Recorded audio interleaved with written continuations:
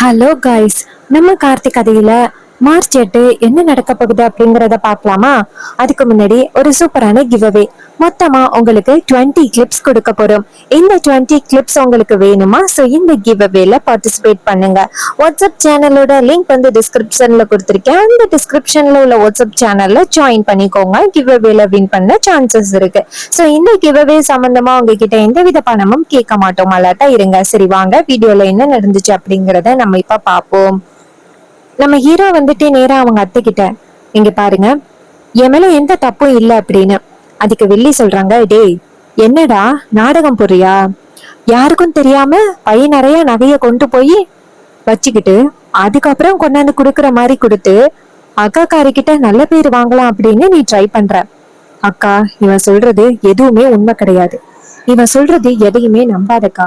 உன்னை அவமானப்படுத்தணும் அப்படிங்கறதுக்காகவே இவன் தேடி வந்திருக்காங்க அப்படின்னு. இத கேட்டதும் ஈஸ்வரி சொல்றாங்க, ஆமா சந்திரா, நல்லாவே தெரியுது. இவன் என்னை அவமானப்படுத்தணும், அவங்க பாட்டிய வந்து பெருமைப்படுத்தணும் அப்படிங்கறதுக்காகவே இதெல்லாம் பண்ணிக்கிட்டு இருக்கான். இதுக்கு மேலையும் கண்டிப்பா இவனை நான் நம்ப மாட்டேன். டேய், வீட்டுக்குள்ள இதுக்கப்புறம் வந்த உனக்கு அவ்வளவுதான் மரியாதை. இதை கேட்டதும் நம்ம ஹீரோயின் சொல்றாங்க, இங்க பாருமா, என் புருஷன் எந்த வித தப்பும் பண்ணல. அதுக்கு வில்லி சொல்றாங்க, ஏய் நீ ஆரம்பத்துல இருந்து அவனுக்கு சப்போர்ட் பண்ணிக்கிட்டு தானே இருக்கிற. அதுக்கு ஈஸ்வரி சொல்றாங்க, இங்க பாரு, இவன் இந்த வீட்டுக்குள்ள வரக்கூடாது. ரேவதி சொல்றாங்க, அம்மா, இவரு இந்த வீட்டுக்குள்ள வரக்கூடாது அப்படின்னா நானே இனிமே இந்த வீட்டுக்குள்ள வரமாட்டேன். என் புருஷன் தப்பு பண்ணல அப்படின்னு நிரூபிச்ச பிறகுதான் நான் இந்த வீட்டுக்குள்ள காலடி எடுத்து வைப்பேன் அப்படின்ட்டு ஓரமா போய் உட்கார்ந்துடுறாங்க. இத பார்த்துட்டு ரொம்பவே அதிர்ச்சி ஆகுறாங்க நம்ம ஹீரோ நேரா அவங்க அத்தைய பார்த்து, இங்க பாருங்க, என் மேல எந்த தப்பும் இல்லை அப்படிங்கறத நிரூபிக்கிறேன், இன்னும் கொஞ்ச நேரத்துல வரேன் அப்படின்னு ஹீரோ அந்த இடத்துல இருந்து போறாரு. அவர் அந்த இடத்துல இருந்து போனதோட வில்லி அவங்க அக்காவை பார்த்து, அக்கா, இவன் நிரூபிக்கிறதுக்கு வாய்ப்பே இல்ல, தப்பெல்லாம் இவன் மேலதான்க்கா இருக்கு. அப்புறம் எப்படி வந்துட்டு இவன் நல்லவன்னு நிரூபிக்க முடியும்? நீ வாக்கா போகலாம், உன் பொண்ணு இன்னும் கொஞ்ச நேரத்துல வீட்டுக்குள்ள வந்துருவா அப்படின்னு போறாங்க. ராஜா மயிலு ரெண்டு பேரும் நேரா ரேவதி கிட்ட போயிட்டு, இங்க பாரு, கண்டிப்பா மாப்பிள்ள உண்மையை கண்டுபிடிச்சிருவாரு. அதுக்காக நீ இப்படி உட்கார்ந்து இருக்கிறது நல்லது கிடையாது, வா வீட்டுக்குள்ள அப்படின்னு. அப்ப ஹீரோயின் சொல்றாங்க, இல்ல மாமா, நான் வீட்டுக்குள்ள வரல. நான் வந்தேன் அப்படின்னா அது என் புருஷனுக்கு ஒரு அவமானத்தை தேடி தர மாதிரி. அவர் மேல எந்த தப்பும் இல்ல அப்படிங்கறது நம்ம எல்லாருக்குமே நல்லா தெரியும். அம்மா அதை புரிஞ்சுக்கணும். இதுக்கு பின்னாடி யார் இருக்கிறாங்க அப்படிங்கறது என் புருஷன் சீக்கிரம் நிரூபிக்கணும். இதை கேட்டதும் மயிலு சொல்றாரு, இங்க பாரு ரேவதி, சகல கண்டிப்பா சீக்கிரமா நிரூபிச்சிருவாரு, நீ ரெஸ்ட் எடு. அதுக்கு ரேவதி சொல்றாங்க, இல்ல, என் புருஷன் உண்மையை கண்டுபிடிச்சு வந்தா மட்டும்தான் நான் இந்த வீட்டுக்குள்ள வருவேன், இல்லைன்னா நான் வரவே மாட்டேன் அப்படின்னு. அதே நேரத்துல பெண்கள் சம்பந்தமா ஒருத்தவங்க சாமுண்டீஸ்வரிக்கு அவார்ட் கொடுக்கணும் அப்படின்ட்டு வந்து பேசுறாங்க. அப்ப ஈஸ்வரி வந்துட்டு மீடியாக்காரங்களுக்கு இன்டர்வியூ கொடுக்குறாங்க. 500 பெண்களுக்கு கம்ப்யூட்டர் கொடுக்கணும் அப்படின்னு நான் முடிவு பண்ணியிருக்கேன். இதை கேட்டதும் அவங்களும் சூப்பர் மேடம் அப்படின்னு சொல்லிட்டு இன்டர்வியூ எல்லாத்தையுமே எடுத்துக்கிட்டதும் எல்லாரும் அந்த இடத்துல இருந்து வெளியில வராங்க. அப்பதான் நம்ம ரேவதியா பாக்குறாங்க. பார்த்ததோட அந்த பொண்ணு ஏன் வெளியில உட்காந்துருக்காங்க அப்படின்னு கேட்டா, அப்ப ரேவதி சொல்றாங்க, இங்க பாருங்க, அது எங்களோட பர்சனல் விஷயம், அதுல நீங்க தலையிடாதீங்க அப்படின்னு சொல்ல அவங்க அந்த இடத்துல இருந்து போறாங்க. அப்ப ஈஸ்வரி நேரா ரேவதிய பார்த்து, என்னடி அத்தனை பேருக்கு முன்னாடி என்னை அவமானப்படுத்தலாம் அப்படின்னு முடிவு பண்ணிக்கிட்டு உட்கார்ந்துருக்கியா? ஹீரோயின் சொல்றாங்க, இங்க பாருமா, நான் என்னைக்குமே அப்படிப்பட்ட ஒரு முடிவெல்லாம் எடுத்ததே கிடையாது. நீங்க இப்படி தேவையில்லாம யோசிச்சுக்கிட்டா அதுக்கு நான் பொறுப்பாக முடியாது. நான் என்னைக்குமே வந்துட்டு நம்ம குடும்பம் எல்லாமே சந்தோஷமா இருக்கணும் அப்படின்னு நினைக்கிறேன். ஆனா நீங்க என்ன தெரியுமா, என்னை எப்பவுமே கஷ்டப்படுத்தணும் அப்படின்னு ஒரு நோக்கத்திலேயே இதெல்லாம் பண்ணிக்கிட்டு இருக்கீங்க. இன்னும் எத்தனை நாள் இப்படி எல்லாம் பண்ண போறீங்க? நான் என் புருஷன் கூட சேர்ந்து வாழ்றதுக்கு முடிவு பண்ணிக்கிட்டே இருக்கேன். ஆனா நீங்க வந்துட்டு இங்க ரெண்டு பேருக்குள்ள பிரச்சனையை கொண்டுட்டு வரீங்க, இதெல்லாம் நல்லதே இல்லை அப்படின்னு சொல்லி கேட்க, அதுக்கு ஈஸ்வரி சொல்றாங்க, உன்கிட்ட பேசி எந்தவித பிரயோஜனமும் இல்லை அப்படின்ட்டு நேரா வீட்டுக்குள்ள போறாங்க. இன்னொரு பக்கம் நம்ம ஹீரோ வந்துட்டு நேரா மறுபடியும் ஹாஸ்பிட்டல் வராரு. நேரா அந்த சண்முகத்தோட மனைவிய வந்து பாக்குறாங்க. அவங்க நேரா சொல்றாங்க, சார், நீங்க கொண்டாந்து ஹாஸ்பிட்டல்ல சேர்த்தீங்க சார், இன்னும் அவருக்கு ட்ரீட்மெண்ட் நடந்துகிட்டு தான் சார் இருக்கு.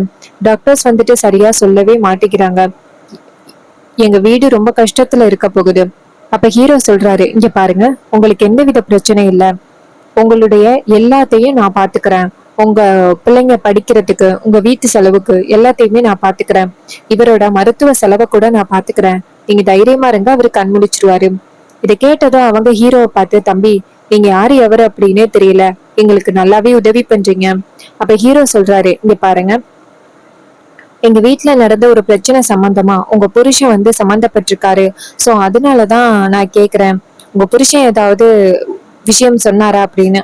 அவங்க சொல்றாங்க, தம்பி என்கிட்ட எந்த விஷயமும் சொல்லல, ஆனா நீங்க இவ்வளவு உதவி பண்றீங்க. என் புருஷன் கண்முழிச்ச உடனே அவர்கிட்ட என்ன ஏதுன்னு விசாரிச்சு உங்ககிட்ட உண்மையை சொல்லிடுறேன். இதை கேட்டதும் ஹீரோ சொல்றாரு, சரி, அவரு கண்முழிக்கும் பொழுது நீங்க எனக்கு போன் பண்ணி உடனே கூப்பிடுங்க, இதுல இருக்கு போன் நம்பர் அப்படின்னு சொல்ல, அவங்களும் சரி அப்படின்னு சொல்லிட்டு போன் நம்பரை வாங்கிக்கிறாங்க. போன் நம்பர் வாங்கிட்டு நம்ம ஹீரோட்ட, தம்பி கண்டிப்பா என் புருஷன் கண்முழிச்சா உங்களுக்கு உடனே போன் பண்றேன் அப்படின்னு சொல்ல, ஹீரோவும் சரி அப்படின்னு சொல்றாரு. அதுக்கப்புறமா நம்ம ஹீரோ அந்த இடத்துல இருந்து கிளம்புறாரு. அப்ப ஹீரோ நேரா மயில போய் பாக்குறாரு. மயில சொல்றாரு, சகல ஏதாவது உண்மை தெரிஞ்சுச்சா? அப்ப ஹீரோ சொல்றாரு, என்னால முடிஞ்ச அளவுக்கு விசாரிச்சு பார்த்தேன், எந்த வகையிலயுமே உண்மை தெரியல, இப்ப என்ன பண்றதுன்னு எனக்கு ஒண்ணும் புரியல.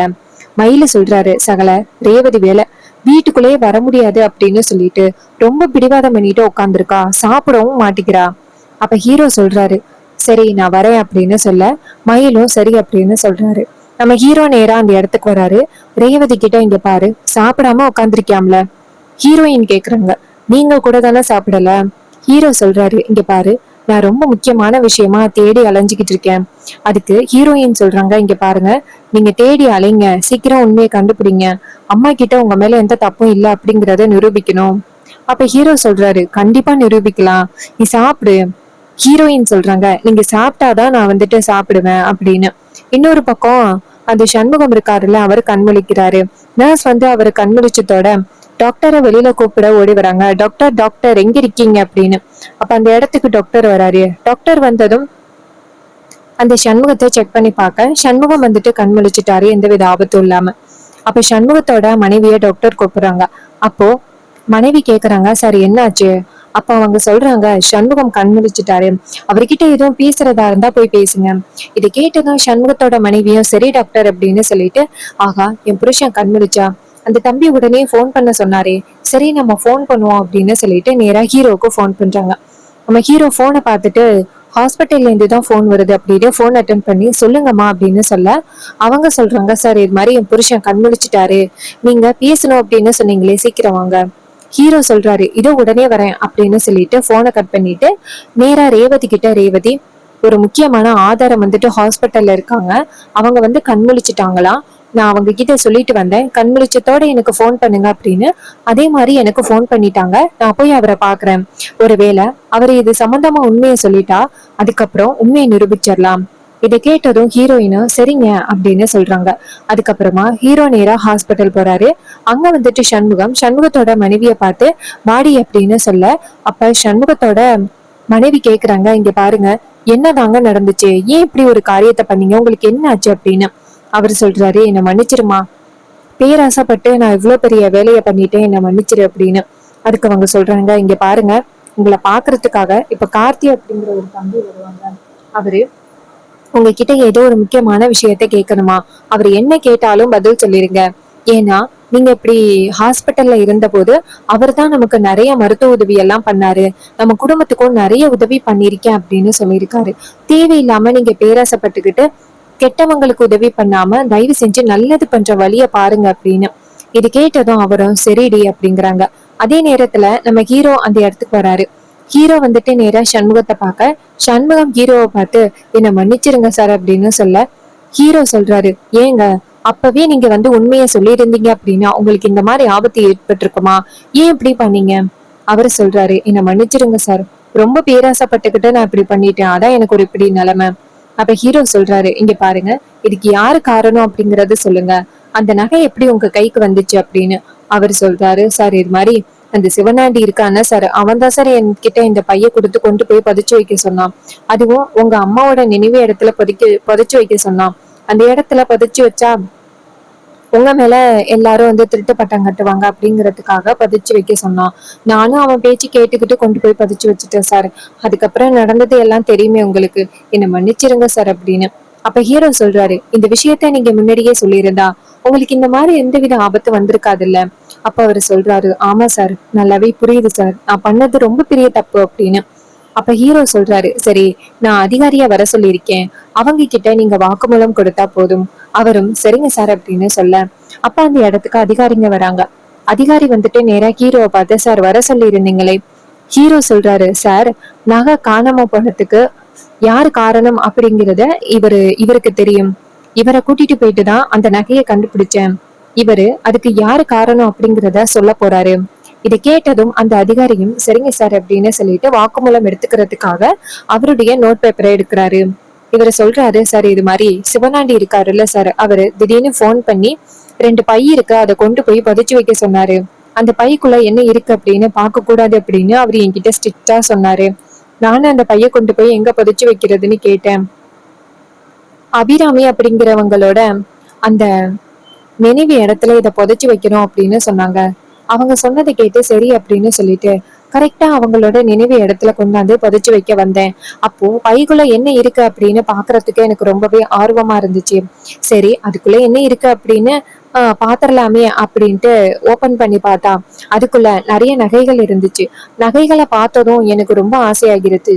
அந்த நகையை வந்துட்டு நம்ம பேசாப்ல கொஞ்சம் எடுத்துக்கலாம் அப்படின்னு அதுல உள்ள நகையை கொஞ்சம் எடுத்துக்கிட்டு அந்த இடத்துல இருந்து தப்பிச்சு போகலாம் அப்படின்னு முயற்சி பண்ணும் பொழுதுதான் இவர்கிட்ட மாட்டிக்கிட்டேன். இதை கேட்டதும் அதிகாரிங்க சொல்றாங்க, நீ பண்ணது எவ்வளவு பெரிய தப்பு, ஏன் இப்படி பண்ண? அவங்க சொல்றாங்க, சார் இவங்க வந்துட்டு பைக்குள்ள நகை தான் வச்சு கொடுக்குறாங்க அப்படின்னு எனக்கு தெரியாது சார். அப்ப ஹீரோ சொல்றாரு, இங்க பாருங்க, இது எல்லாத்துக்கும் யாரு காரணம் அப்படிங்கறத சொல்லுங்க. அந்த ஆளு சொல்றாரு, சார் இது எல்லாத்துக்கும் காரணம் அந்த சிவனாடி முத்துவேலன் தான் சார். அவங்க 2 பேரும் தான் இதை கொடுத்து கொண்டு போய் புதைக்க சொன்னாங்க. இதை கேட்டதும் ஹீரோ நேரா அதிகாரிங்களை பார்த்து, சார் இப்போ புரிஞ்சுதா இதுக்கு பின்னாடி யாரு காரணம் அப்படின்னு. அதிகாரி சொல்றாங்க, ரொம்ப நல்லவா மாதிரி என்னென்னமோ ஆதாரத்தை எல்லாம் கூட்டிட்டு வந்து நிரூபிக்கிறேன் அப்படின்னு சொன்னா கடைசியில இப்படி ஒரு காரியத்தை பண்ணியிருக்கான். அப்ப ஹீரோ சொல்றாரு, சார் ஏற்கனவே அவன் குடும்பத்துக்கும் எங்க குடும்பத்துக்கும் நிறைய பிரச்சனைகள் போயிட்டு இருக்கு. அவன் இந்த பிரச்சனையை பயன்படுத்தி இப்படி ஒரு காரியத்தை பண்ணிக்கிட்டு இருக்கான். இது கேட்டதும் அதிகாரிங்க சொல்றாங்க, ஆமா சார் ஏற்கனவே உங்க குடும்பத்துக்கும் நிறைய பிரச்சனைகள் போயிட்டு இருக்கு அப்படிங்கிறது தெரியும். அவன் கொஞ்சம் கூட திருந்தவே மாட்டான் போல. சரிங்க சார் நாங்க பாத்துக்கிறோம். இவர் கொடுத்த வாக்குமூலம் வச்சு அந்த சிவனாண்டி முத்துவ கைது பண்ணிடலாம். இதை கேட்டதும் ஹீரோவும் சரிங்க சார் அப்படின்னு சொல்லிட்டு அந்த இடத்துல இருந்து நேரா சண்முகத்தை பார்த்து, உண்மையை சொன்ன வரைக்கும் ரொம்ப நன்றிங்க, உங்களுக்கு எந்தவித ஆபத்து வராது, நீங்க கவலைப்படாதீங்க. அப்ப சண்முகம் சொல்றாரு, சரிங்க சார் அப்படின்னு. அப்ப ஹீரோ அதிகாரியை கூட்டிக்கிட்டு அந்த சிவனாண்டியை கைது பண்றதுக்காக நேரா சிவனாண்டி வீட்டுக்கு போறாங்க.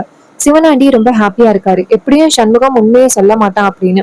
அப்ப அந்த இடத்துக்கு நம்ம சண்முகம் அதிகாரிங்க வரத பார்த்துட்டு சிவனாண்டி ஷாக் ஆகுறாரு. அதிகாரிங்க எதுக்கு வராங்க அப்படின்ட்டு. அப்போ அதிகாரிங்க நேரா சிவனாண்டிய பார்த்து, டேய் என்னடா எவ்வளவு பெரிய காரியத்தை பண்ணிட்டு ஒண்ணுமே தெரியாதவ மாதிரி இங்க வந்து இருக்கிறியா? இங்க பாரு, ஈஸ்வரி மேடத்துக்கு நீ எப்ப பார்த்தாலும் பிரச்சனைகளை கொடுத்துக்கிட்டே இருக்க, உன்னை கைது பண்றதுக்காக தான் வந்திருக்கோம் அப்படின்ட்டு அவங்கள கைது பண்றாங்க. ஹீரோ நேரா சிவனாண்டிய பார்த்து, இங்க பாரு நீ ரொம்ப ஆட்டம் போட்டுக்கிட்டு இருக்க, கூடிய சீக்கிரம் உன் பொண்டாட்டியையும் சேர்த்து உன் கூட அனுப்புறேன் பாரு அப்படின்னு சொல்லிட்டு ஹீரோ அந்த இடத்துல இருந்து கிளம்புறாரு. சிவனாண்டி சமயம் அதிகாரிங்க கிட்ட மாட்டிக்கிட்டாரு. சோ இந்த கதை உங்களுக்கு பிடிச்சிருக்கா? இந்த கதை பிடிச்சிருந்துச்சுன்னா இந்த வீடியோவுக்கு மறக்காம லைக் பண்ணிக்கோங்க. நீங்க லைக் பண்றதுதான் எங்களுக்கு அடுத்த வீடியோ போடுறதுக்கு ரொம்பவே இன்ட்ரெஸ்டிங்கா இருக்கும். சோ மறக்காம லைக் பண்ணிட்டு இந்த வீடியோவை தொடர்ந்து பாருங்க. அண்ட் உங்க எல்லாருக்குமே தெரியும், நம்ம புதுசா hair clips and accessories business start பண்ணிருக்கோம். இதுல உங்களுக்கு ஒரு சூப்பரான கிவ் அவே அனௌன்ஸ் பண்ண போறோம். மொத்தமா உங்களுக்கு இப்போ ட்ரெண்டிங்ல இருக்கிற 20 கிளிப்ஸ் உங்களுக்கு கிடைக்கும். இந்த கிளிப்ஸ் எல்லாத்தையும் நீங்க வாங்கிக்கணும் அப்படின்னு ஆசைப்பட்டீங்க அப்படின்னா இந்த கிவ் அவேல நீங்க பார்ட்டிசிபேட் பண்ணுங்க. சோ வாட்ஸ்அப் சேனலோட லிங்க் வந்து டிஸ்கிரிப்ஷன்ல கொடுத்திருக்கேன். அந்த சேனலோட லிங்கை டச் பண்ணி நீங்க வாட்ஸ்அப் சேனல்ல ஜாயின் பண்ணிக்கோங்க. சோ நீங்க கூட இந்த கிவ்அவேல வின் பண்றதுக்கு நிறையவே சான்சஸ் இருக்கு. சோ சீக்கிரம் பார்ட்டிசிபேட் பண்ணுங்க. இப்போ ட்ரெண்டிங்ல இருக்கிற transparent claw clip, big size flower கிளிப்ல ரொம்ப அட்ராக்டிவ் கலர்ஸ்ல இருக்கிற clips, daisy clips, 5 petal flower clips, scrunchies and கிட்ஸுக்கு ரொம்ப பிடிச்ச மினி பேக் கிளிப்ஸ் எல்லாமே நம்ம கிட்ட அவைலபிளா இருக்கு. சோ இது எல்லாமே உங்களுக்கு வேணுமா? மொத்தமா 20 கிளிப்ஸ். சோ சீக்கிரம் ஆர்டர் பிளேஸ் பண்ணிக்கோங்க. இது வரைக்கும் இந்த வீடியோவை பார்த்த உங்க எல்லாருக்குமே ரொம்ப நன்றி. தேங்க்யூ ஃபார் வாட்சிங். அண்ட் இன்னொரு விஷயம், இந்த கிவ் அவே சம்பந்தமா உங்ககிட்ட எந்த பணமும் கேட்க மாட்டேன். சோ அலர்ட்டா இருங்க.